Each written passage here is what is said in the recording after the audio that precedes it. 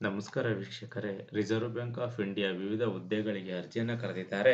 ಯಾವೆಲ್ಲ ಹುದ್ದೆಗಳಿಗೆ ಅರ್ಜಿಯನ್ನು ಕರೆದಿದ್ದಾರೆ, ಎಷ್ಟು ಹುದ್ದೆಗಳಿಗೆ ಅರ್ಜಿಯನ್ನು ಕರೆದಿದ್ದಾರೆ, ವಯೋಮಿತಿ ಎಷ್ಟು, ಕೊನೆಯ ದಿನಾಂಕ ಯಾವುದು, ಅರ್ಜಿ ಶುಲ್ಕವೆಷ್ಟು, ಸಂಪೂರ್ಣ ಮಾಹಿತಿಯನ್ನು ನಾನು ನಿಮಗೆ ತಿಳಿಸ್ಕೊಡ್ತೇನೆ. ವಿಡಿಯೋ ಸ್ಕಿಪ್ ಮಾಡ್ದಂಗೆ ಪೂರ್ತಿ ವಿಡಿಯೋವನ್ನು ನೋಡಿ.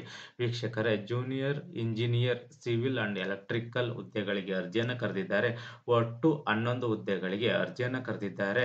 ಆರಂಭಿಕ ದಿನಾಂಕವನ್ನು ನಾವು ನೋಡೋದಾದರೆ 30 ಡಿಸೆಂಬರ್ 2024 ಆರಂಭಿಕ ದಿನಾಂಕವಾಗಿರುತ್ತದೆ.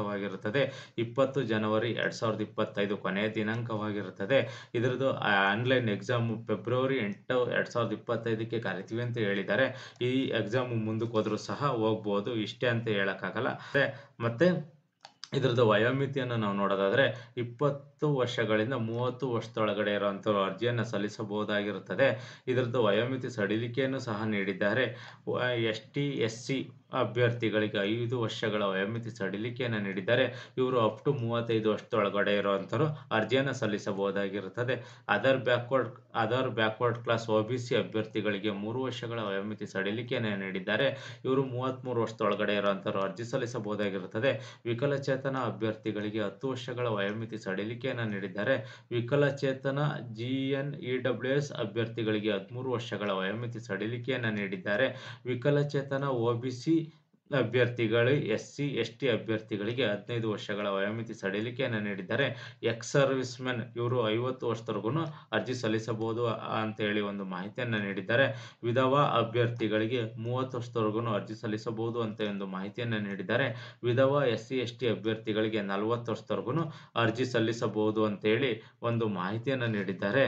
ಮತ್ತು ಅರ್ಜಿ ಶುಲ್ಕವನ್ನು SC ST PWBD ಅಭ್ಯರ್ಥಿಗಳಿಗೆ 50 ರುಗಳ ಅರ್ಜಿ ಶುಲ್ಕವನ್ನು ನಿಗದಿಪಡಿಸಿದ್ದಾರೆ. OBC ಜನರಲ್ EWS ಅಭ್ಯರ್ಥಿಗಳಿಗೆ 450 ರುಗಳ ಒಂದು ಅರ್ಜಿ ಶುಲ್ಕವನ್ನು ನಿಗದಿಪಡಿಸಿದ್ದಾರೆ. ವಿದ್ಯಾರ್ಹತೆಯನ್ನು ನಾವು ನೋಡೋದಾದರೆ ಈ ಸಿವಿಲ್ ಇಂಜಿನಿಯರ್ ಒಂದು ಪೋಸ್ಟ್ಗೆ ಡಿಪ್ಲೊಮೊ ಇನ್ ಸಿವಿಲ್ ಇಂಜಿನಿಯರಿಂಗ್ ಓದಿರಬೇಕಾಗಿರುತ್ತದೆ. ಮತ್ತು ಇವರು 55% ಹೊಂದಿರಬೇಕು. SC ST PWBD ಅಭ್ಯರ್ಥಿಗಳು 45% ಹೊಂದಿದ್ರು ಸಹ ಇವರು ಅರ್ಜಿ ಸಲ್ಲಿಸಬಹುದಾಗಿರುತ್ತದೆ. ಜೂನಿಯರ್ ಇಂಜಿನಿಯರ್ ಎಲೆಕ್ಟ್ರಿಕಲ್ ಹುದ್ದೆಗಳಿಗೆ ಡಿಪ್ಲೊಮೊ ಇನ್ ಎಲೆಕ್ಟ್ರಿಕಲ್ ಒಂದು ಎಜುಕೇಷನ್ ಅನ್ನು ಮಾಡಿರಬೇಕು. ಇವರು ಸಹ 55% ಅನ್ನು ನಿಗದಿಪಡಿಸಿದ್ದಾರೆ. ಮತ್ತು SC ST PWBD ಅಭ್ಯರ್ಥಿಗಳಿಗೆ 45% ಇದ್ರೂ ಸಹ ಇವರು ಅರ್ಜಿ ಸಲ್ಲಿಸಬಹುದಾಗಿರುತ್ತದೆ.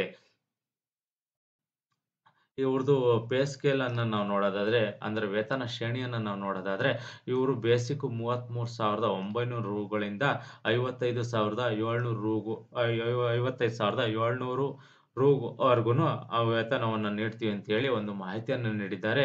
ಈ ವೇತನ 80,236 ಜಾಸ್ತಿ ಆದರೂ ಸಹ ಆಗ್ಬೋದು ಅಂತ ಹೇಳಿ ಒಂದು ಮಾಹಿತಿಯನ್ನು ನೀಡಿದ್ದಾರೆ.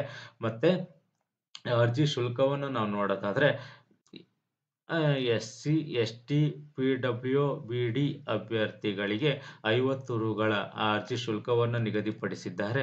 OBC ಜನರಲ್ EWS ಅಭ್ಯರ್ಥಿಗಳಿಗೆ 450 ರುಗಳ ಒಂದು ಅರ್ಜಿ ಶುಲ್ಕವನ್ನು ನಿಗದಿಪಡಿಸಿದ್ದಾರೆ.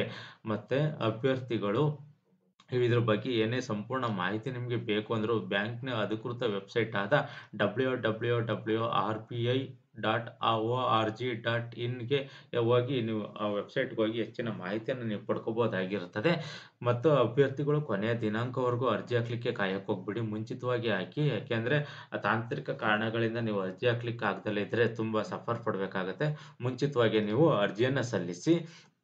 ಈ ಮಾಹಿತಿ ಇಷ್ಟವಾದರೆ ಸಬ್ಸ್ಕ್ರೈಬ್ ಮಾಡಿ, ಶೇರ್ ಮಾಡಿ, ಲೈಕ್ ಮಾಡಿ.